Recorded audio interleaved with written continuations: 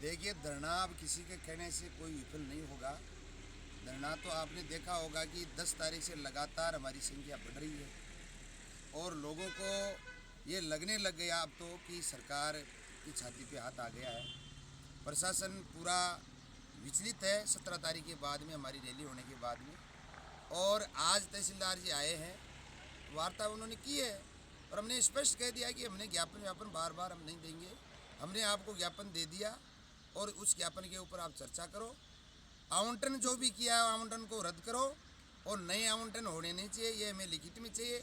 और कमेटी बना करके जो भी आप जो नियम है, क्योंकि सरकार की ज़मीन हो गई तो कस्टोडियन की बात ही नहीं रही। कस्टोडियन की थी तब तो आप लोग कह रहे थे कि अभी कस्टोडियन की ज़मीन हम कर नहीं सकते क्योंकि वो उन पाकिस्तान चले गए, उनके नाम है।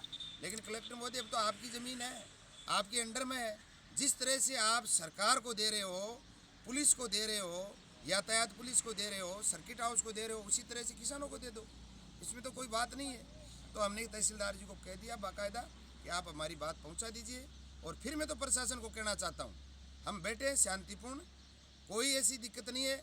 लेकिन हमारे भी कुछ सीमाएं होती है, किसान की भी कुछ सीमाएं होती है। ऐसी परीक्षा मत लो। कड़कड़ाती सर्दी के अंदर जब किसान बाहर बैठा है तो गुस्सा तो होगा ही। आने वाले दिनों के अंदर कल हमारी महिला शक्ति आ रही है, सैकड़ों की संख्या में आएगी। पूरे दिन यहाँ मीटिंग चलेगी, पूरे दिन भाषणबाजी होगी। उसके बाद में एक ऐसा माहौल बनेगा पूरे ज़िले के अंदर ताकि आने वाले दिनों के अंदर कलेक्ट्रेट के दोनों गेट रुकेंगे और चारों ओर किसान ही किसान होंगे।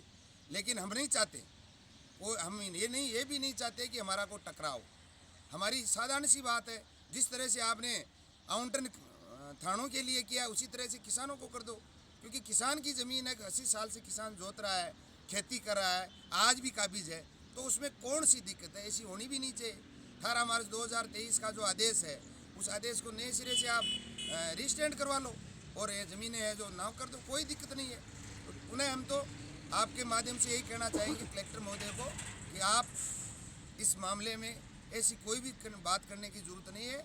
सीधा हम जब तक हमारा किसान की ज़मीन खातेदारी हक हमें नहीं मिलेगा तब तक हम यहाँ से नहीं उठेंगे।